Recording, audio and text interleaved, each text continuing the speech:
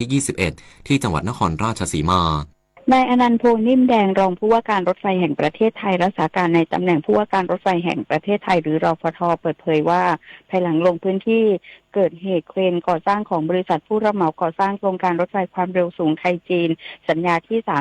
3-4 งานโยธาสำหรับช่วงลำตะคองถึงสีคิ้วและกุดจิกถึงโคกรวดหล่นทับขบวนรถด่วนพิเศษที่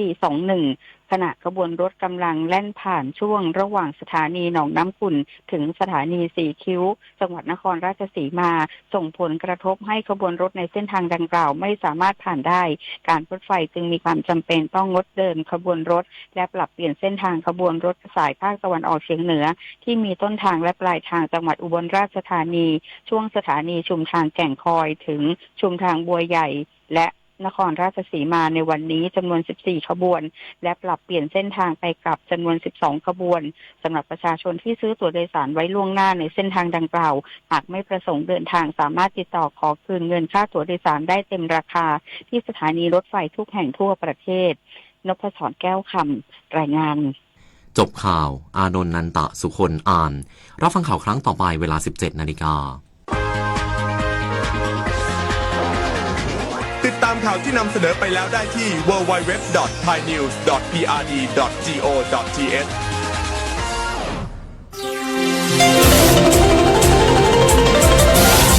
วิทยุแห่งประเทศไทย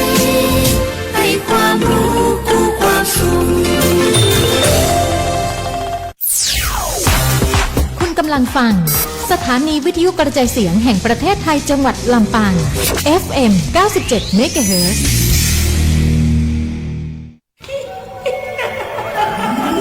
กระจกวิเศษจงบอกข้าเถิดใครงามเลิศในปัทภี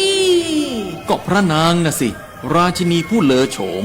ดูสิตั้งแต่ท่านพาชาวประชางดเผาป่าและขยะในครัวเรือนชาวไร่ชาวนาก็งดเผาตอสั่งข้าวฟางข้าวหันไปไถกลบทำปุ๋ยหมักแปรรูปเป็นอาหารสัตว์หรือเอาไปอัดเป็นก้อนแทนอากาศก็ดีไม่มีฝุ่น PM 2.5 คอยกวนใจ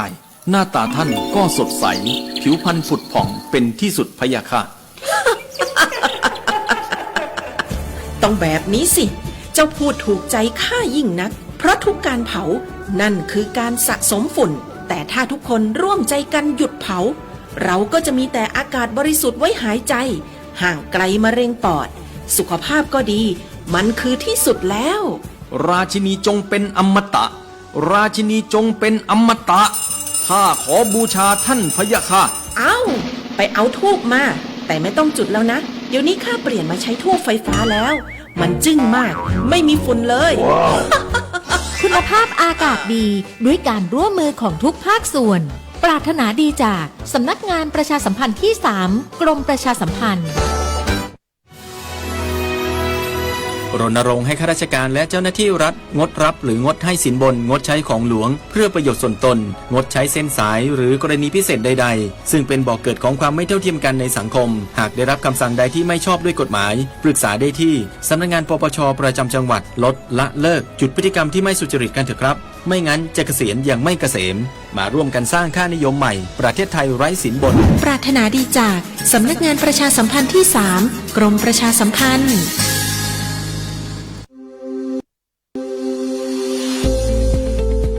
หลากหลายข้อมูลข่าวสารจากรัฐจัดเต็มข่าวเด่นในพื้นที่เมืองเหนือเวลาดี 4 โมงแรงในรายการอู้ข่าวเจ้าเหนือต่างสถานีวิทยุแห่งประเทศไทยภาคเหนือตอนบน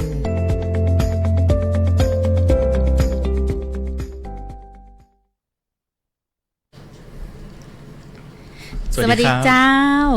ปากกับอู้ข่าวเจ้าเหนือวันนี้อยู่กับสวท.ลำปางเจ้าเวลาดี 4 โมงแรงจะอี้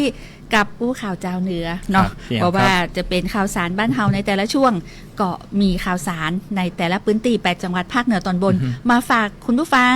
วันนี้อยู่กับแอลชุติการเราชัยและผมบรรหารสุยะครับ2คนเฮาจะอูเอิญข่าวสารเล่าข่าวคือคุณผู้ฟังต่างบ้านได้ติดตามรับฟังแล้วก็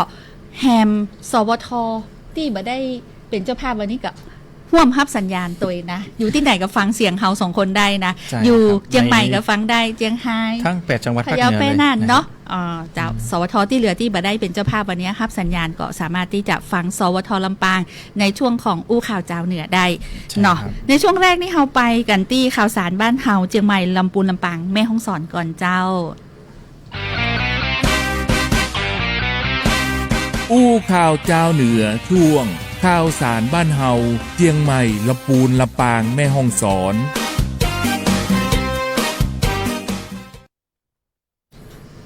ครับเข้ามาสู่ในช่วงของข่าวในพื้นที่ของ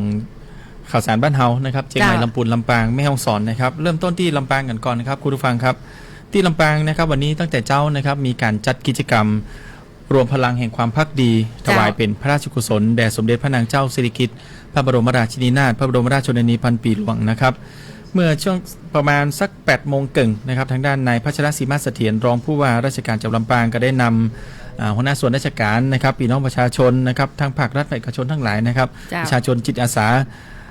พระสงฆ์นิกรชาวจังหวัดลำปางทุกหมู่เหล่าเลยนะครับไปร่วมกิจกรรมจิตอาสารวมพลังแห่งความภักดี เพื่อถวายเป็นพระราชกุศลแด่สมเด็จพระนางเจ้าสิริกิติ์พระบรมราชินีนาถพระบรมราชชนนีพันปีหลวงนะครับก็ได้ร่วมกันทำความสะอาดพื้นที่โดยรอบนะครับมีการปรับภูมิทัศน์มีการสร้างฝายชะลอน้ำทำแนวกันไฟต่างๆ เพื่อเป็นการเตรียมความพร้อมในส่วนของการรับมือกับปัญหาไฟป่าที่อาจจะเกิดขึ้นในช่วงหน้าแล้งนี้ตัวนะครับที่บริเวณลานกลางเต็นท์ม่อนพญาแจ้ตำบลพิชัยอำเภอเมืองลำปางโดยกิจกรรมในครั้งนี้นะครับก็มีพระสงฆ์นิกรเจ้าจังหวัดลำปางเฮาทุกหมู่เหล่าที่ต่างพร้อมใจกันมาช่วยกันทำกิจกรรมจิตอาสาด้วยกันนะครับก็โดยสำนึกในพระมหากรุณาธิคุณอันหาที่สุดบ่ได้แล้วก็ที่ทรงมีต่อเรื่องของการอนุรักษ์ทรัพยากรธรรมชาติและก็สิ่งแวดล้อมมาโดยตลอดนะครับทั้งเป็นเรื่องของการสืบสานพระราชปณิธานในเรื่องของการฮักน้ำฮักป่านะครับเพื่อรักษาความสมดุลของระบบนิเวศให้คงอยู่กับแผ่นดินไทยสืบไปนะครับไปที่เชียงใหม่นะครับ เจ้ามาต่อที่เชียงใหม่เจ้าที่อมก่อยเจ้าดอยหล่อดอยเต่าโอ้มีการลงพื้นที่สร้างความร่วมมือเรื่องของการแก้ไขปัญหาฝุ่นควัน PM 2.5 3อำเภอนี้เจ้าคือเป็นต่างอำเภอสายใต้ของจังหวัดเชียงใหม่คุณบรรหารเจ้าก็เร่งสร้างการทำรู้และขยายเครือข่ายภาคประชาชนร่วมกับการป้องกันและแก้ไขปัญหาไฟป่าหมอกควันฝุ่นละอองขนาดน้อยอย่างยั่งยืนเจ้าซึ่งต่างด้านนายอำเภออมก๋อยนายปรีชาพลพุนทวีก็ได้เปิดเผยว่าต่างอำเภออมก๋อยเนี่ยก็ได้มีการจัดประชุมชี้แจงประกาศของจังหวัดเชียงใหม่เรื่องของการกำหนดขอบเขตการบริหารจัดการเชื้อเพลิงแล้วก็เขตควบคุมการเผาของต่างจังหวัดเชียงใหม่ประจำปีงบประมาณ 2569 เจ้าคือกับทุกหน่วยงานในพื้นที่เพื่อรณรงค์ประชาสัมพันธ์การสร้างและขยายเครือข่ายความร่วมมือภาคประชาชนควบคู่กับการบังคับใช้กฎหมายตัวนะเจ้าสร้างความร่วมมือในการป้องกันแก้ไขปัญหาในระดับพื้นที่รวมถึงการเตรียมแผนการป้องกันและการแก้ไขปัญหาไฟป่าหมอกควันฝุ่นละอองขนาดน้อย PM 2.5 ในการบริหารเชื้อเพลิงผ่านที่เป็นห้องว่าเบิร์นเช็คนะเจ้าขณะที่ทางอำเภอดอยหล่อก็ได้มีการผนึกกำลังทุกหน่วยงานลงพื้นที่ประชาคมประชาสัมพันธ์สร้างการรับรู้ทำความเข้าใจเกี่ยวกับแนวทางการแก้ไขปัญหาไฟป่าหมอกควันและฝุ่นละอองขนาดน้อย PM 2.5 นะเจ้าเกี่ยวกับมาตรการตามกฎหมายในการป้องกันแก้ไขปัญหาไฟป่าฝุ่นละอองขนาดน้อย PM 2.5 เกี่ยวกับกฎหมายที่ใช้ป้องกันเนาะและการในพื้นที่จังหวัดเชียงใหม่เนี่ยโดยที่บ่ฮือมีการเผาในที่ลงทุกชนิดในพื้นที่ชุมชนตั้งแต่วันที่1 มกราคมจนถึงวันที่31 พฤษภาคม 2569 เจ้าคุณบรรหารเจ้าซึ่งตอนนี้ก็มีการประชาสัมพันธ์ในเรื่องของการบริหารจัดการเชื้อเพลิงที่มีความจำเป็นโดยเฉพาะพื้นที่ป่าพื้นที่เกษตรพื้นที่เกษตรกรที่มีความต้องการบริหารจัดการการเผาในพื้นที่เกษตรนะเจ้าคือนำข้อมูลเนี่ยลงในระบบจองการจัดการเชื้อเพลิงเนาะที่องค์กรปกครองส่วนท้องถิ่นในพื้นที่นะและต่างอำเภอโดยเต่าก็ได้มีการจัดกิจกรรมนะรณรงค์ไทยกลบลดปัญหาการเผาในพื้นที่การเกษตรประจำปี 2569 ตัวเจ้าซึ่ง ก็ได้มีการส่งเสริมทำการเกษตรที่เป็นมิตรกับสิ่งแวดล้อมนะเจ้าด้วยการลดการเผาในพื้นที่การเกษตรและก็ส่งเสริมการใช้วิธีต่างเลือกไถกลบแทนการเผาเจ้าตามประกาศของจังหวัดเชียงใหม่คุณบรรหารเจ้าซึ่งก็ถือว่าเป็นการจัดการบริหารจัดการเผาในพื้นที่การเกษตรนะเจ้ารวมถึงมีการจัดบูธนิทรรศการแล้วก็กิจกรรมต่างเลือกเพื่อลดการเผาในพื้นที่ป่าและก็พื้นที่การเกษตรยังยั่งยืนโดยเจ้าครับพี่แอลครับเรื่องของไฟป่าหมอกควันตอนนี้ก็คือมันเข้าสู่ฤดูกาลไม่บอกว่าเป็นฤดูหมอกควันละนี่นะบ้านเฮานี่อย่างที่เชียงใหม่เพิ่นประกาศวันที่1 มกราคมถึง31 พฤษภาคมเจ้าบ้านเฮารู้สึกว่าจะประกาศวันที่1เนี่ยละ1 กุมภาเป็นต้นไปจนถึงที่ประชุมมานะ1 กุมภาจนถึง30 เมษายนประมาณนี้นะครับก็ประชุมกันไล่เลี่ยกันเนาะกับทางเชียงใหม่นะครับทางบ้านเฮามันอาจจะแบบว่ามันยังชื้นๆอยู่ช่วงนี้ก็เลยมีการลดกรอบระยะเวลาลงแทนที่จะไปสิ้นประมาณ31 พฤษภาคมเหมือนเขานะครับแล้วก็ไปที่ฝางครับที่ฝางนี้ทางด้านน้ำพุร้อนฝางนะครับเป็นได้รับรางวัลนะครับคว้ามาตรฐานท่องเที่ยวระดับดีเยี่ยมนะครับการันตีคุณภาพความปลอดภัยยั่งยืนปี 2568 ครับโดยทางด้านนายอัศนัยนินพุทธชาหัวหน้าหน่วยพื้นที่อนุรักษ์แบบบูรณาการเชิงพื้นที่อุทยานแห่งชาติดอยผ้าห่มปกท่านก็ได้เปิดเผยว่ากรมการท่องเที่ยวเนี่ยนะครับได้มีการเผยแพร่รายชื่อแหล่งท่องเที่ยวที่ผ่านการตรวจประเมินตามมาตรฐานการท่องเที่ยวแห่งประเทศไทยหรือว่า Thailand Tourism Standard ก็เป็นห้องไปเป็นเกณฑ์มาตรฐานที่เป็นว่ามาเข้มงวดในเรื่องของด้านการบริหารจัดการนะครับสิ่งอำนวยความสะดวกความปลอดภัยแล้วก็การรักษาสิ่งแวดล้อมอย่างยั่งยืนซึ่งในปีนี้นะครับพื้นที่จังหวัดเชียงใหม่ก็มีแหล่งท่องเที่ยวที่โดดเด่นซึ่งได้รับการรับรองในระดับสูงสุดคือระดับดีเยี่ยมนี่นะครับจำนวน3 แห่งด้วยกันก็คือที่น้ำพุฮ้อนฝางอุทยานแห่งชาติดอยผ้าห่มปกอันนี้อยู่ในพื้นที่อำเภอฝางทั้งกู้เลยนะครับแล้วก็เส้นทางศึกษาธรรมชาติอ่างกาอุทยานแห่งชาติดอยอินทนนท์ที่อำเภอจอมตองแล้วก็เส้นทางศึกษาธรรมชาติน้ำพุร้อนโป่งเดือดอุทยานแห่งชาติห้วยน้ำดังอำเภอแม่แตงครับ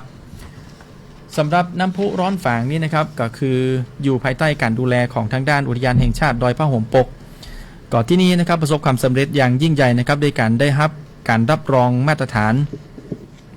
รับรองตามมาตรฐานคุณภาพแหล่งท่องเที่ยวเชิงสุขภาพประเภทน้ำพุร้อนธรรมชาติในระดับดีเยี่ยมเลยครับซึ่งก็มีใบรับรองเรียบร้อยหมดเลยซึ่งก็ได้รับมา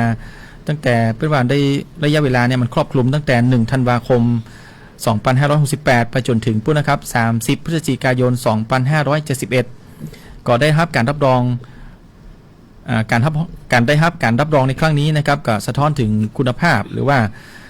สะท้อนถึงความพร้อมนะครับของน้ำพุร้อนฝางที่ได้รับใจบริการของนักท่องเที่ยวต่างๆที่เข้ามาใช้บริการไม่ว่าจะเป็นชาวไทยชาวต่างชาติเพราะที่นี้นะครับเน้นเรื่องของการดูแลสุขภาพผ่านวิถีธรรมชาตินะครับก็คู่ไปกับการบริหารจัดการที่เป็นมิตรต่อสิ่งแวดล้อมแล้วก็สอดคล้องกับนโยบายของการท่องเที่ยวสีเขียวนะครับของภาครัฐเราตัวครับเจ้าไปที่จังหวัดลำพูนเจ้าจังหวัดลำพูนมีการปล่อยขบวนสิ่งของรวมน้ำใจสู่ชายแดนไทยกัมพูชา1 คน 1 แห่งใจห่วมพลังไทยทรงใจถึงใจแดนเจ้าก็ทั้งนี้ก็เพื่อบรรเทาความเดือดร้อนแก่พี่น้องประชาชนในเบื้องต้นเนาะซึ่งวันตะวานะเจ้าที่หอประชุมจังหวัดลำพูนเจ้าสารกลางจังหวัดลำพูนทางด้านนายปิยพงษ์ชูวงศ์ผู้ว่าราชการจังหวัดลำพูนพร้อมด้วยนายโยธินประสงค์ความดีรองผู้ว่าราชการจังหวัดลำพูนก็ได้นำสิ่งของเนาะเป็นการปล่อยขบวนรถลำเลียงสิ่งของที่ได้รับบริจาคเนี่ยเดินทางไปส่งมอบเพื่อกับพี่น้องทหารตลอดถึงประชาชนในศูนย์อพยพจากเหตุการณ์ความบ่สงบใจแดนไทยกัมพูชาเพื่อเป็นกำลังใจและก็ช่วยบรรเทาความเดือดร้อนในเบื้องต้นในการนี้ทางด้านพันเอกยอดชายพวงรินทร์นะเจ้าผบ.ร.7ผบ.ชก.สิงหนาถและภริยาพร้อมคณะจากกรมทหารราบที่ 7มาร่วมรับมอบสิ่งของบริจาคในเตื้อนี้ตัวซึ่งก็มีทั้งของใช้ที่จำเป็นเครื่องอุปโภคบริโภคบอกว่าจะเป็นข้าวสารอาหารแห้งบะหมี่กึ่งสำเร็จรูปน้ำดื่มเครื่องดื่มบำรุงกำลังและก็ของใช้ส่วนตัวที่จำเป็นตลอดถึงเวชภัณฑ์พื้นฐานนะเจ้าสำหรับการรวบรวมสิ่งของในเตื้อนี้ก็เป็นไปตามที่จะต่างจังหวัดลำพูนเนี่ยได้เปิดรับบริจาคมาตั้งแต่ช่วงเดือนธันวาคม แล้วนะเจ้าแล้วก็ปิดรับบริจาคเมื่อวันที่8 มกราคม 69ที่ผ่านมานี่ซึ่งตลอดช่วงการเปิดรับบริจาคก็มีน้ำใจจากพี่น้องชาวจังหวัดลำพูนก็ทยอยมาบริจาคบ่ขาดสายเพื่อแสดงออกถึงกำลังใจและก็เพื่อเป็นขวัญกำลังใจให้กับทหารผู้ปฏิบัติหน้าที่ตลอดถึงพี่น้องประชาชนที่ใจแดนไทยกัมพูชาตัวเจ้าครับจากพื้นที่ของลำพูนแล้วนะครับไปที่แม่ฮ่องสอนครับพี่เอาครับที่แม่ฮ่องสอนเนี่ยนะครับเป็นมีการมอบนโยบายการขับเคลื่อน OTOP นะครับเสริมความเข้มแข็งเครือข่ายผู้ประกอบการท้องถิ่นนะครับโดยเมื่อเวลาประมาณสักบ่ายโมงที่ผ่านมานะครับที่ห้องประชุมพิชชาพรเฮาส์ตำบลผาบองอำเภอเมืองจังหวัดแม่ฮ่องสอนนะครับมีทางด้านนายอุดมศักดิ์ข่าวหนูนารองผู้ว่าราชการจังหวัดแม่ฮ่องสอนนะครับเป็นประธานในการมอบนโยบายและก็ทิศทางการขับเคลื่อนการดำเนินงานโครงการ1ตำบล1ผลิตภัณฑ์หรือว่า OTOP จังหวัดแม่ฮ่องสอนนะครับแก่คณะกรรมการเครือข่ายและก็เจ้าหน้าที่คนที่รับผิดชอบโครงการ OTOP นะครับด้วยการมอบนโยบายในครั้งนี้นะครับเป็นการเพิ่มและก็เสริมเรื่องของความเข้มแข็งครับทางด้านเครือข่ายผู้ประกอบการ OTOP แล้วก็ผลักดันการเติบโตของผลิตภัณฑ์ท้องถิ่นอย่างยั่งยืนนะครับก็มีผู้อำนวยการกลุ่มงานสำนักงานพัฒนาชุมชนจังหวัดแม่ฮ่องสอนนะครับมีคณะทำงานสำนักงานพัฒนาชุมชนแม่ฮ่องสอนมีวิทยากรแล้วก็คณะกรรมการเครือข่ายผู้ประกอบการต่างๆแล้วก็เจ้าหน้าที่ผู้รับผิดชอบเข้าร่วมกิจกรรมนี้พร้อมกันนะครับก็ถือว่า OTOP ของแม่ฮ่องสอนก็มีโดดเด่นหลายตัวเหมือนกันก็จะเป็นการช่วยการผลักดันแล้วก็เป็นการพัฒนาในเรื่องของการเสริมความเข้มแข็งให้กับเศรษฐกิจของชุมชนอย่างยั่งยืนต่อไปครับพี่แอลครับยังอยู่ในจังหวัดแม่ฮ่องสอนเจ้าที่แม่เสรียงเจ้าหน้าที่สำนักบริหารพื้นที่อนุรักษ์ที่16สาขาแม่เสรียงร่วมช่วยเหลือสัตว์ป่าที่เป็นเก่งน้อยนะเจ้าเก่งนี่ก็เป็นสัตว์ป่านะบางคนก็ไปล่ามากินอีกก็เป็นสัตว์สงวนเนาะพัดลงเข้าบ้านเฮือนของพี่น้องราษฎรแล้วก็ได้รับบาดเจ็บหากว่าประชาชนปุ๊บหันก็คือแจ้งสายด่วน1362เนอะคุณผู้ฟังเจ้าและกับเจ้าหน้าที่ส่วนอนุรักษ์สัตว์ป่าทีมสัตวแพทย์พร้อมด้วยเจ้าหน้าที่ส่วนอุทยานแห่งชาติสารวินเขตรักษาพันธุ์สัตว์ป่าสารวินและกับเจ้าหน้าที่ส่วนอนุรักษ์และป้องกันทรัพยากรก็ได้เข้าร่วมช่วยเหลือสัตว์ป่าที่ปัดหลงและก็ได้รับบาดเจ็บนะเจ้าก็ได้แก่เก่งธรรมดาเพศเมียจำนวน1ตัวอายุประมาณ2ปีซึ่งก็ได้6เข้าบ้านของพี่น้องประชาชนที่บ้านป่งตำบลบ้านกาดอำเภอแม่เสรียงจังหวัดแม่ฮ่องสอนเจ้าเพื่อนำมาดูแลรักษาที่สำนักบริหารพื้นที่อนุรักษ์ที่16สาขาแม่เสรียงทั้งนี้หากว่าพี่น้องประชาชนพบหันสัตว์ป่าปัดหลงที่ไหนตังใดหรือว่าที่ได้รับบาดเจ็บนี่นะเจ้าก็ขอให้ติดต่อสายด่วน1362เนอะ1362ตลอด24ชั่วโมงเจ้าหรือว่าที่ส่วนอนุรักษ์สัตว์ป่า053 681 1330ต่อ600แล้วก็601เจ้าพักกำหนึ่งเดี๋ยวเรามาต่อข่าวสารเนาะบ้านเฮาในช่วงต่อไปเจ้าคุณเทกี้เดี๋ยวช่วยจอดข้างหน้าให้แสงล่าแวะซื้อของไปฝากคุณชายกบแป๊บหนึ่งได้ไหมคะได้ครับผมจอดแป๊บเดียวไม่ต้องดับเครื่องก็ได้มั้งครับกลับขึ้นมาก็จะได้นั่งสบายๆแอร์เย็นฉ่ำๆรอเลยไม่ได้แสงล่าจะ crazy อย่าหาทำเชียวนะคะต้องดับเครื่องก่อนค่ะเจ้าฝุ่น PM 2.5 เนี่ยที่ทำให้เราสุขภาพแย่ทุกวันนี้ก็เพราะนี่ไงคะหนึ่งในสาเหตุสำคัญก็มาจากท่อไอเสียของรถยนต์ที่สัญจรไปมาบนท้องถนนนี่แหละค่ะรับทราบครับผมเช็ครถลดฝุ่นไม่ปรับแต่งเครื่องยนต์เพิ่มเติมไม่บรรทุกน้ำหนักเกินพิกัดลดการใช้รถยนต์ส่วนตัวหันมาใช้ขนส่งสาธารณะแทนทางเดียวกันไปด้วยกันนุกหนานโอ้ my god ทำถึงมากค่ะ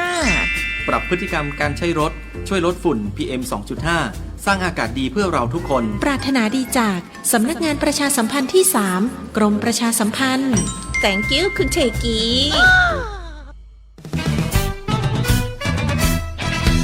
อู้ข่าวเจ้าเหนือช่วงข่าวสารบ้านเฮาเจียงไฮ้พะเยาแปรน่าน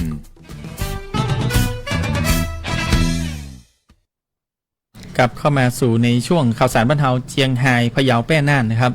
เอาเป็นว่าไปเริ่มที่เจียงไฮ้กันก่อนเลยครับคุณผู้ฟังครับที่เจียงไฮ้นี้ทางด้านส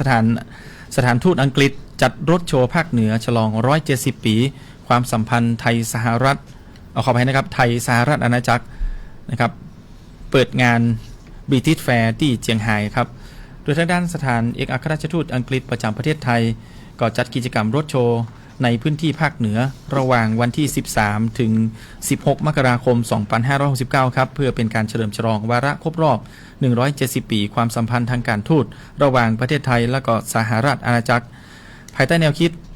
แชร์ value culture หรือว่าคุณค่าและวัฒนธรรมร่วมกันนะครับกับมุ่งเน้นเรื่องของการเสริมสร้างความสัมพันธ์ระหว่างประชาชนของทั้งสองประเทศอย่างใกล้ชิดโดยกิจกรรมดังกล่าวนั้นนะครับก็เป็นส่วนหนึ่งของชุดกิจกรรมเฉลิมฉลองในระดับประเทศครับมีการถือว่าเป็นรถโชว์ครั้งที่ 4 ของสถานทูตอังกฤษนะครับโดยมีเป้าหมายเพื่อที่จะส่งเสริมความร่วมมือในหลากหลายมิตินะครับบอกว่าจะเป็นด้านธุรกิจการค้าการศึกษาวิทยาศาสตร์และก็นวัตกรรมตัวครับปีแอลครับเจ้าไปที่จังหวัดพะเยาเจ้าที่อำเภอปงจังหวัดพะเยาจัดงานบวงสรวงเจ้าป้อหนองเรือคำสมโพธิ114 ปีและของดีอำเภอปงประจำปี 2569 เจ้าซึ่งต่างด้านนายภูธนะชมพูมิ่งรองผู้ว่าราชการจังหวัดพะเยาก็ได้เป็นประธานในพิธีเปิดงานบวงสรวงเจ้าป้อหนองเรือคำสมโพธิ114 ปีของดีอำเภอปงประจำปี 2569 ที่เวทีการแสดงกลางบริเวณที่ว่าการอำเภอปง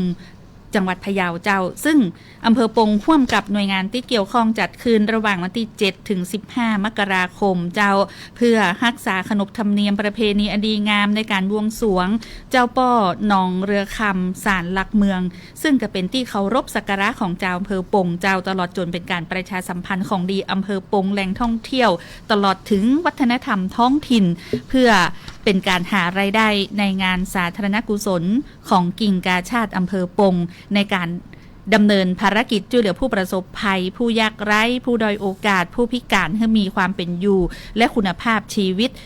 ที่ดีขึ้นในงานเป็นก็มีการออกร้านการจำหน่ายสินค้าโอท็อปสินค้าเกษตรผลิตภัณฑ์ชุมชนตลอดถึงจัดนิทรรศการของส่วนราชการภาคเอกชนงานแสดงแสงสีเสียง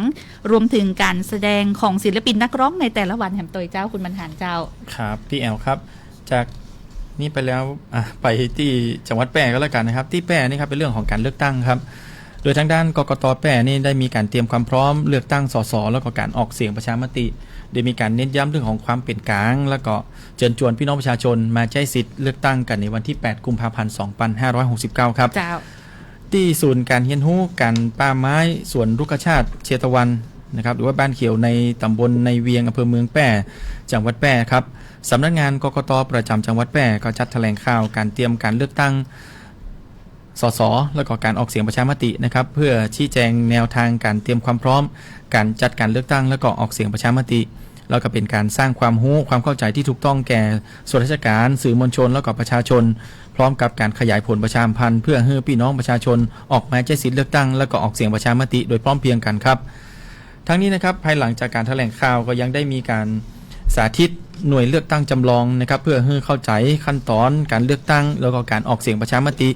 ทั้งการออกเสียงประชามติในเขตที่ตัวเองมีสิทธิ์อยู่แล้วก็นอกเขตที่ตนเองได้ลงทะเบียนไว้ครับพี่แอมครับเจ้าอันนี้ก็ใครมีสิทธิ์มีเสียงก็ต้องใจสิทธิ์ใจเสียงของตัวเก่าต้องเตรียมไว้นะครับเจ้าต้องเตรียมไว้ไปที่จังหวัดน่านเจ้าจังหวัดน่านได้มีการประชุมติดตามความคืบหน้าในการเตรียมความพร้อมรับเสด็จสมเด็จพระนิธิถาธิราชเจ้ากรมสมเด็จพระเทพรัตนราชสุดาสยามบรมราชกุมารีในการปฏิบัติพระราชกรณียกิจในพื้นที่จังหวัดน่านในช่วงวันที่ 3-5 กุมภาพันธ์ 2569 เจ้าที่ห้องประชุมเจ้ามหาพรหมสุรธาดาจันท6สารกลางจังหวัดลำปางนายชัยนรงค์วงใหญ่ผู้ว่าราชการจังหวัดน่านเป็นประธานการประชุมติดตามเร่งรัดการเตรียมความพร้อมในการรับเสด็จนะเจ้าซึ่งในครั้งนี้เนาะก็จะมีการลงหมายถึงว่าปฏิบัติภารกรณียกิจในพื้นที่จังหวัดน่าน 3-5 กุมภาพันธ์พร้อมด้วยรองผู้ว่าราชการจังหวัดน่านและหน่วยงานที่เกี่ยวข้องที่ร่วมประชุมในการเตรียมพร้อมรับเสด็จในเตือนนี้นะเจ้าทั้งนี้การประชุมก็คือมีเป้าหมายเพื่อติดตามความคืบหน้าการเตรียมงานในทุกด้านคือเป็นไปด้วยความเรียบร้อยสมพระเกียรติและมีประสิทธิภาพสูงสุดโดยเน้นการเตรียมความพร้อมในแต่ละพื้นที่ที่มีหมายเสด็จในเจ้าแล้วก็เตรียมความพร้อมในการรับเสด็จของคณะทำงานในแต่ละคณะการเตรียมในส่วนของการจัดเลี้ยงนิทรรศการการจัดเตรียมสถานที่และก็ระบบสาธารณูปโภค มาตรการอำนวยความสะดวกและการรักษาความปลอดภัยการจัดเตรียมการแพทย์ฉุกเฉินการประชาสัมพันธ์การมีส่วนร่วมรวมถึงความพร้อมของสถานที่บุคลากรประจำจุดต่างๆรวมถึงการซักซ้อมขั้นตอนการปฏิบัติงานให้เป็นไปตามแผนอย่างเคร่งครัดซึ่งทางผู้ว่าราชการจังหวัดน่านก็ได้มีการกำชับให้ทุกหน่วยงานในพื้นที่นะเจ้าที่เกี่ยวข้องเนี่ยบูรณาการการทำงานอย่างใกล้ชิดและก็ให้ประสานอย่างเป็นระบบเนาะเพื่อให้การเตรียมการทุกขั้นตอนให้สมบูรณ์และก็พร้อมย้ำถึงความสำคัญของการถวายความปลอดภัยและการถวายงานให้สมพระเกียรติอย่างสูงสุดเจ้านี่แหละครับทั้งหมดทั้งมวลในวันนี้ครับข่าวสารจากทางด้านรายการอู้ข่าวเจ้าเหนือนะครับวันนี้ก็ต้องขอบคุณผู้สื่อข่าวในแต่ละพื้นที่นะเจ้าที่ส่งข่าวมาเนาะในวันนี้โดยทำให้ได้ครับผู้ข้อมูลข่าวสารในพื้นที่8จังหวัดภาคเหนือตอนบน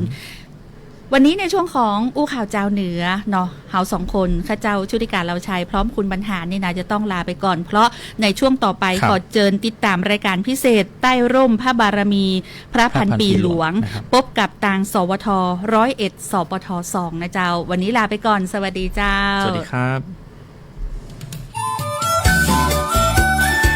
ติดตามรับฟังรายการอู้ข่าวเจ้าเหนือได้ทุกวันจันทร์ถึงวันศุกร์เวลาดี 4 โมงแรงทางสวทลำปาง FM 97 เมกะเฮิรตซ์สวทลำพูน FM 95 เมกะเฮิรตซ์สวทพะเยา FM 95.25 เมกะเฮิรตซ์สวทแป้ FM 91 เมกะเฮิรตซ์สวทน่าน FM 94.75 เมกะเฮิรตซ์สวทเชียงใหม่ FM 98 เมกะเฮิรตซ์และ AM 639 กิโลเฮิรตซ์สวทฝาง FM 89.25 เมกะเฮิรตซ์สวทเจียงไฮ้ FM 95.75 เมกะเฮิรตซ์สวทแม่ฮ่องสอน FM 104 เมกะเฮิรตซ์สวทแม่เสรียง FM 90.5 เมกะเฮิรตซ์และสวทเพื่อการเรียนรู้และเตือนภัยภาคเหนือ AM 549 กิโลเฮิรตซ์และเพจ Facebook ของแต่ละสถานีเนอครับไปกันที่เมืองลำปางไปกันที่เมืองลำปางเครื่องพันลือน้ำถ้วยชามกาไก่นั่งรถมาไปแอวบ้านชมเมืองฝึกจางลือเรื่องบ้านเมืองศรัทธาพากันไหว้สาพระธาตุลำปางหลวงกำจุนหนุนดวงรุ่งเรืองหน้าที่ของฝากมากมีแวะตีต้มเกวียนเจอท่านแวะเวียนถนนคนเดินกองตา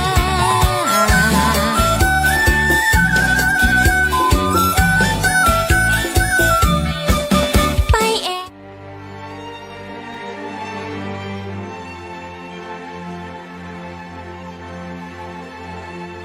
สถานีวิทยุกระจายเสียงแห่งประเทศไทย 70 สถานีทั่วทุกภูมิภาคเสนอรายการใต้ร่มพระบารมีพระพันปีหลวง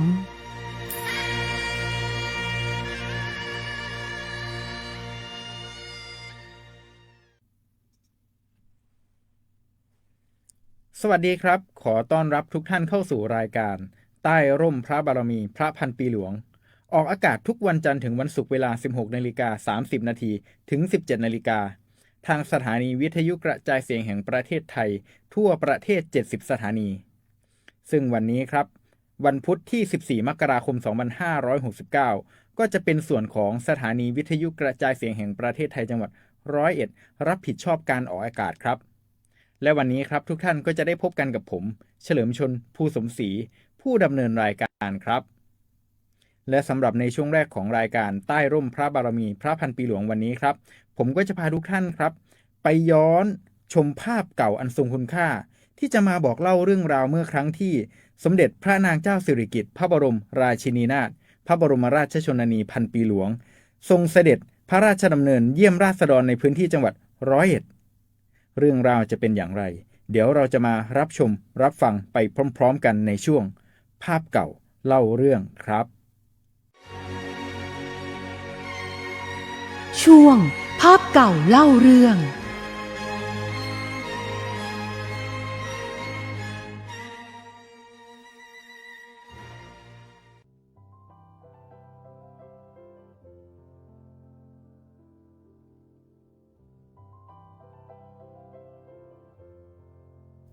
หากจะกล่าวถึงดินแดนที่เปี่ยมไปด้วยจิตวิญญาณแห่งการทอผ้าและความจงรักภักดีที่อย่างรากลึกในหัวใจของชาวร้อยเอ็ดโครงการส่งเสริมศิลปาชีพอำเภอโพชัยจังหวัดร้อยเอ็ดคือประจักษ์พยานที่สำคัญยิ่งโครงการแห่งนี้ก่อตั้งขึ้นจากพระมหากรุณาธิคุณของสมเด็จพระนางเจ้าสิริกิติ์พระบรมราชินีนาถพระบรมราชชนนีพันปีหลวงเมื่อครั้งเสด็จพระราชดำเนินเยี่ยมราษฎรในพื้นที่อำเภอโพชัยจังหวัดร้อยเอ็ดพระองค์ทรงทอดพระเนตรเห็นความทุกข์ยากของราษฎรที่ประสบปัญหาแห้งแล้งแต่ในความขาดแคลนนั้นทรงพบความร่ำรวยทางภูมิปัญญานั่นคือฝีมือการทอผ้าไหมที่ประณีตและมีเอกลักษณ์จึงทรงมีพระราชดำริให้จัดตั้งกลุ่มศิลปาชีพขึ้นเพื่อสร้างอาชีพเสริมและรายได้ที่ยั่งยืนให้กับพระสงฆ์นิกรหัวใจสำคัญของศูนย์ศิลปาชีพโพชัยจังหวัดร้อยเอ็ดคือการรักษาอัตลักษณ์แห่งภูมิปัญญาผ้าไหมของที่นี่ไม่ได้เป็นเพียงเครื่องนุ่งห่มแต่คือศิลปะที่ถักทอจากสายใยธรรมชาติตั้งแต่การปลูกหม่อนเลี้ยงไหมไปจนถึงกระบวนการปั้นหมี่ที่อาศัยความชำนาญขั้นสูงที่นี่โดดเด่นในการฟื้นฟูลายผ้าเก่าแก่อย่างเช่นลายนาคลายโคมและลายขอซึ่งสะท้อนความเชื่อและวิถีชีวิตของชาวอีสานเน้นการใช้สีจากเปลือกไม้ใบไม้และวัสดุในท้องถิ่นทำให้ผ้ามีสีสันที่นุ่มนวลปลอดภัยต่อผู้ผลิตและผู้สวมใส่อีกทั้งสมาชิกทุกคนของโครงการผ่านการฝึกอบรมจนได้รับมาตรฐานตรานกยูงพระราชทานเพื่อสร้างความเชื่อมั่นให้กับตลาดทั้งในประเทศและต่างประเทศโครงการนี้ไม่ใช่แค่เรื่องของผ้าแต่คือการสร้างคนและสร้างชุมชนครับจากเดิมที่พึ่งพาเกษตรกรรมเพียงอย่างเดียวปัจจุบันสมาชิกมีรายได้เสริมที่มั่นคงลดปัญหาการทิ้งถิ่นฐานไปทำงานในเมืองใหญ่ศูนย์ศิลปาชีพแห่งนี้ยังเป็นจุดศูนย์รวมของกลุ่มสตรีและผู้สูงอายุเกิดการแลกเปลี่ยนเรียนรู้สร้างความเข้มแข็งให้กับสถาบันครอบครัวรวมไปถึงการสืบสานสู่คนรุ่นหลังที่มีการจัดตั้งศูนย์เรียนรู้เพื่อให้เยาวชนในอำเภอโพชัยจังหวัดร้อยเอ็ดได้เข้ามาศึกษาเทคนิคในการทอผ้าเพื่อไม่ให้มรดกทางวัฒนธรรมนี้สูญหายไปกับกาลเวลาในปัจจุบันโครงการส่งเสริมศิลปาชีพอำเภอโพชัยจังหวัดร้อยเอ็ดไม่ได้หยุดนิ่งอยู่กับที่มีการปรับตัวเข้าสู่ยุคสมัยใหม่ด้วยแนวทางการพัฒนาลวดลายให้มีความร่วมสมัยสามารถสวมใส่ได้ในชีวิตประจำวันและตัดเย็บเป็นชุดสากลได้มากขึ้นและยังมีการขยายช่องทางการตลาดสู่แพลตฟอร์มออนไลน์เพื่อให้ผ้าไหมจากฝีมือชาวโพชัยเข้าถึงมือผู้บริโภคทั่วโลกได้โดยตรงสุดท้ายนี้โครงการส่งเสริมศิลปาชีพอำเภอโพชัยจังหวัดร้อยเอ็ดเปรียบเสมือนแสงสว่างที่ส่องนำทางชีวิตของชาวบ้านในพื้นที่มุ่งมั่นพัฒนาฝีมือและรักษามาตรฐานงานหัตถศิลป์ไทยเพื่อสนองพระราชปณิธานในการอนุรักษ์สมบัติทางวัฒนธรรมของชาติและส่งเสริมคุณภาพชีวิตที่ดีของพี่น้องประชาชนอย่างยั่งยืนสืบไปเพราะผ้าไหมทุกผืนจากโพชัยคือสายใยแห่งความรักและความภาคภูมิใจของพี่น้องประชาชนชาวจังหวัดร้อยเอ็ดครับและด้วยสำนึกในพระมหากรุณาธิคุณอันหาที่สุดมิได้ทางรายการขอนำเสนอพระราชกรณียกิจที่ส่งเสริมเรื่องราวของผ้าไหมในพื้นที่จังหวัดร้อยเอ็ดในสารคดีเฉลิมพระเกียรติชุดรอยพระบาทแห่งศิลปาชีพจังหวัดร้อยเอ็ดในช่วงตามรอยพระเมตตาครับช่วงตามรอยพระเมตตา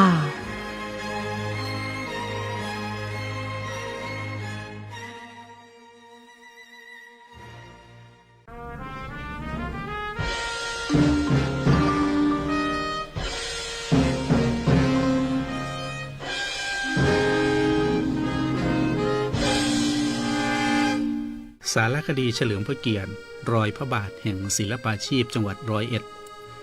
สมเด็จพระนางเจ้าสิริกิติ์พระบรมราชินีนาถพระบรมราชชนนีพันปีหลวงได้เสด็จพระราชดำเนินไปทั่วทุกหนแห่ง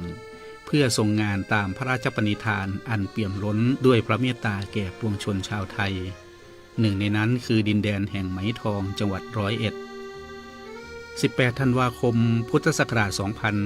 2536 นับเป็นวันประวัติศาสตร์ของชาวอำเภอโพชัยพระองค์เสด็จพระราชดำเนินเป็นองค์ประธานเปิดศูนย์ศิลปาชีพอำเภอโพชัยทรงปลูกต้นพิกุลไว้2 ต้นเป็นสิริมงคลและทรงติดตามงานโครงการส่งเสริมศิลปาชีพด้วยพระราชดำริที่ทรงเห็นความยากลำบากของราษฎร จึงพระราชทานทุนทรัพย์ส่วนพระองค์ให้ชาวบ้านปลูกหม่อนเลี้ยงไหมและทอผ้าไหมเพื่อสร้างรายได้และอาชีพที่มั่นคงปีถัดมาพุทธศักราช 2537 พระองค์เสด็จพระราชดำเนินไปยังอำเภอปทุมรัฐเสด็จทรงเปิดโครงการส่งเสริมศิลปาชีพณโรงเรียนบ้านโพลงามพระราชดำริของพระองค์ได้เปลี่ยนแปลงชีวิตชาวบ้านจากความยากจนสู่ความภาคภูมิใจในฝีมือผ้าไหมปทุมรัฐที่งดงามและทรงคุณค่าสะท้อนถึงพระมหากรุณาธิคุณและพระอัจฉริยภาพในการพัฒนาคนด้วยงานหัตถศิลป์ไทยต่อมาเมื่อวันที่ 22 พฤศจิกายน พุทธศักราช 2543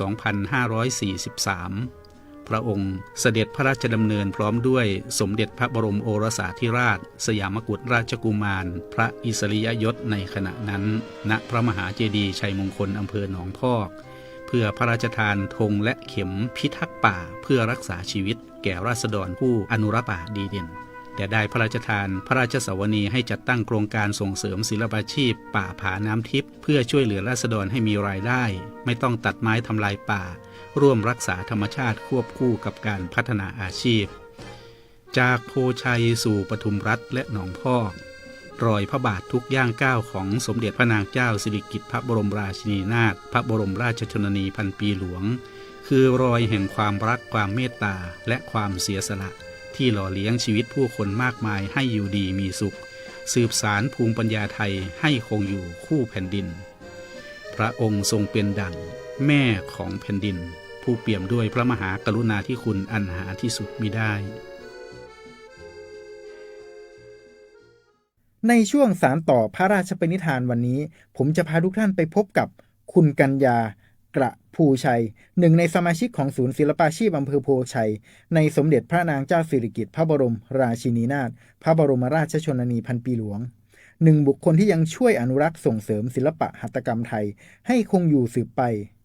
เราจะไปฟังบทสัมภาษณ์ของคุณกัญญากระภูชัยพร้อมกันตอนนี้ได้เลยครับช่วงสารต่อพระราชปณิธาน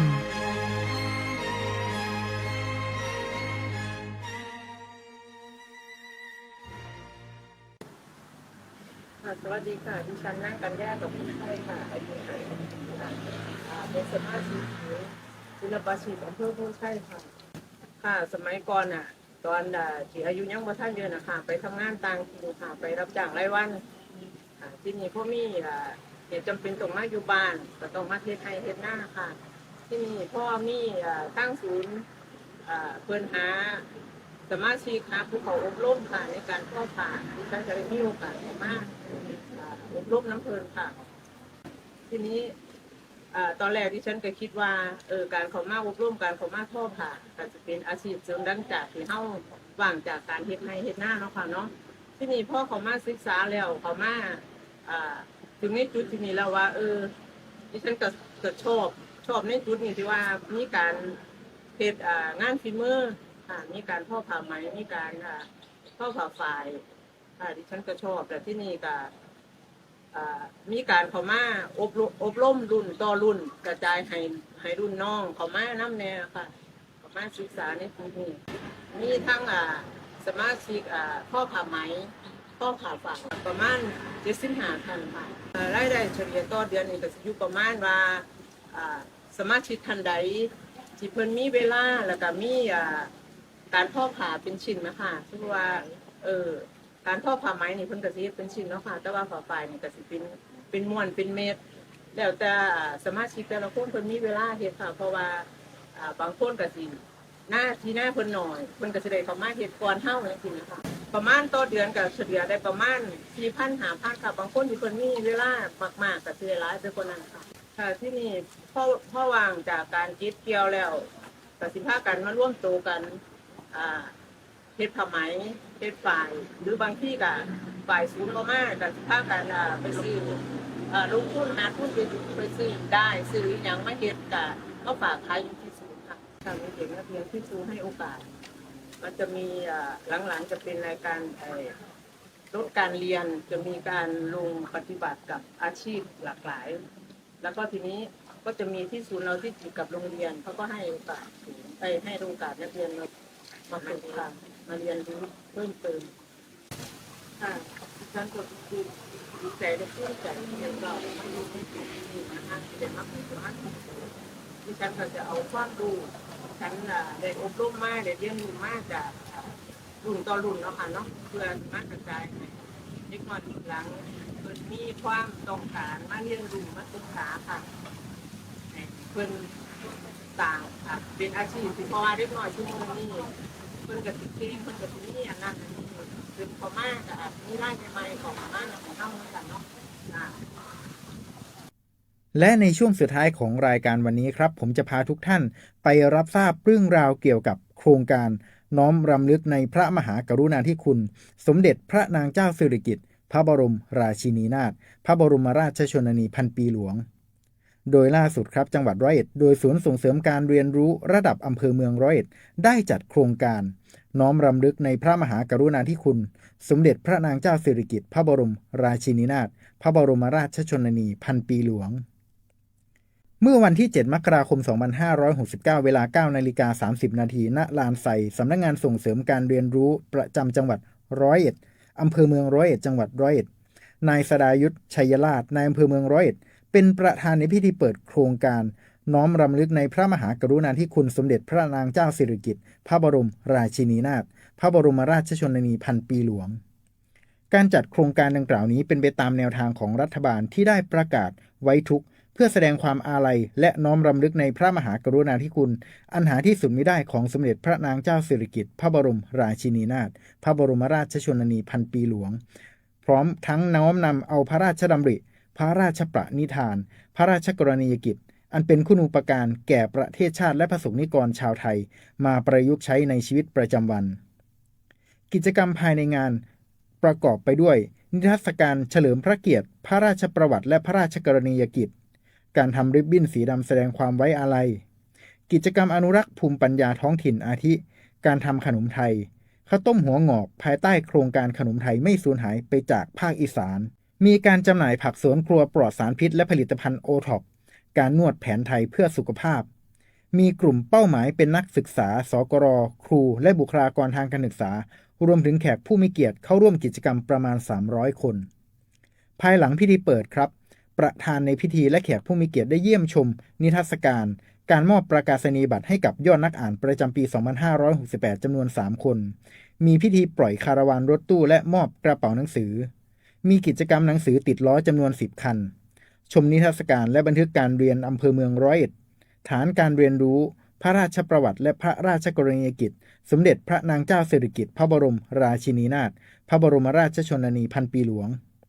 ฝึกปฏิบัติการทำริบบิ้นสีดำแสดงความไว้อาลัยของสมเด็จพระนางเจ้าสิริกิติ์พระบรมราชินีนาถพระบรมราชชนนีพันปีหลวงการฝึกปฏิบัติการทำขนมไทยตามโครงการขนมไทยไม่สูญหายไปจากภาคอีสานได้แก่หลักสูตรข้าวต้มหัวงอกน้ำอ้อยสดขนมดอกบัวจิ๋วขนมต้มสลัดโรและสาธิตการปลูกเห็ดขอนขาวเห็ดนางฟ้าและกิจกรรมต่างๆภายในงานอีกมากมายครับทุกท่านครับด้วยน้ำพระทัยของสมเด็จพระนางเจ้าสิริกิติ์พระบรมราชินีนาถพระบรมราชชนนีพันปีหลวงที่ทรงห่วงใยราษฎรของพระองค์จึงทรงมีพระราชดำริให้จัดตั้งโครงการส่งเสริมศิลปาชีพทั่วทุกภูมิภาคของประเทศเพื่อช่วยเหลือให้ราษฎรมีรายได้มีอาชีพสามารถพึ่งพาตนเองได้โดยไม่ต้องรอฝนฟ้าอากาศและยังทรงรับซื้อผ้าถองชาวบ้านมาจำหน่ายในราคาไม่เน้นเรื่องของกำไรหรือว่าขาดทุนดังพระราชดำริที่ว่าการขาดทุนของพระองค์คือกำไรของประชาชนและยังเป็นการอนุรักษ์ศิลปะหัตถกรรมงานฝีมือทางด้านการทอผ้าให้คงอยู่สืบไปสมดังพระสมัญญานามว่าแม่ของแผ่นดินทีมงานสวทร้อยเอ็ดขอน้อมรำลึกในพระมหากรุณาธิคุณอย่างหาที่สุดมิได้ใต้ร่มพระบารมีของพระองค์จะสถิตอยู่ในใจตราบนานเท่านานวันนี้เวลาของรายการใต้ร่มพระบารมีพระพันปีหลวงหมดลงแล้วขอลาทุกท่านไปด้วยเวลาเท่านี้ครับสวัสดีครับ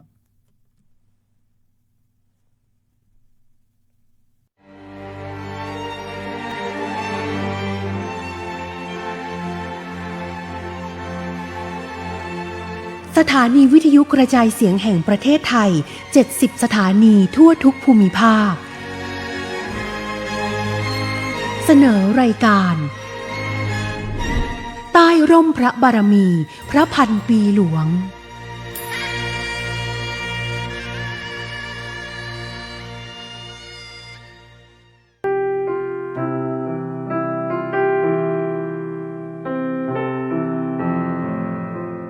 ภาพแห่งความทรงจำครั้งประวัติศาสตร์ในงานประเพณีสมน้ำคืนเพ็งเสงประทีปครั้งที่ 27 ประจำปี 2568 ค่ำคืนแห่งงานประเพณีที่สว่างไสวได้เป็นศูนย์รวมแห่งความศรัทธาและความจงรักภักดี ณ ลานสาเกตนคร บึงพรานชัย ประชาชนทุกหมู่เหล่า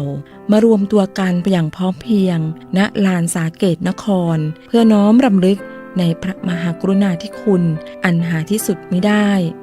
แด่สมเด็จพระนางเจ้าสิริกิติ์พระบรมราชินีนาถพระบรมราชชนนีพันปีหลวง โดยการจุดเทียนแสดงความอาลัยและแปะอักษรเป็นเลข 101 เพื่อแสดงออกถึงความจงรักและภักดี ความอาลัยอย่างสุดซึ้งต่อแม่ของแผ่นดินของประสบนิกรชาวร้อยเอ็ดและชาวไทยท่ามกลางแสงเทียนที่สว่างไสวนับเป็นภาพแห่งความสามัคคีและความจงรักภักดีที่ตราตรึงใจค่ำคืนนี้จึงไม่ใช่เป็นเพียงงานประเพณีหากเป็นอีกหนึ่งวันที่สำคัญที่ประชาชนชาวร้อยเอ็ดรวมหัวใจนับหมื่นดวงเพื่อแสดงออกถึงความรักความสามัคคีและความภักดีแด่สมเด็จพระนางเจ้าสิริกิติ์พระบรมราชินีนาถพระบรมราชชนนีพันปีหลวงแม่ของแผ่นดินทะสถิตในดวงใจตราบนิจนิรันดร์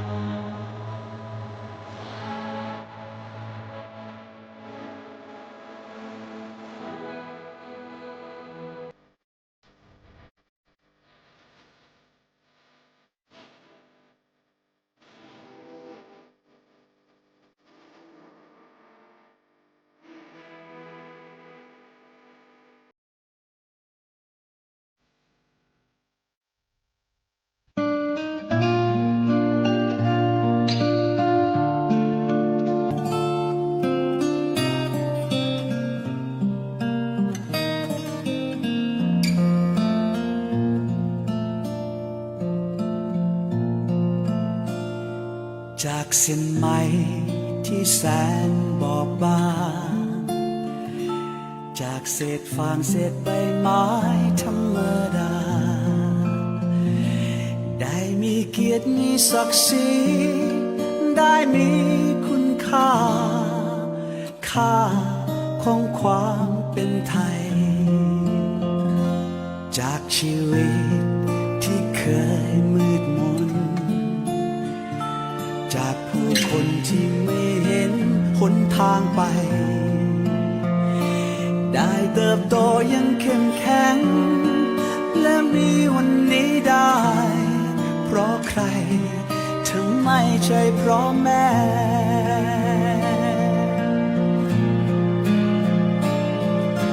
แม่คือผู้ให้ชีวิตอุทิศทั้งกายใจเพื่อลูกของแม่เหนื่อยยากสักเพียงไหนแม่ไม่เคยยอมแพ้เพื่อลูกของแม่สุขสบาย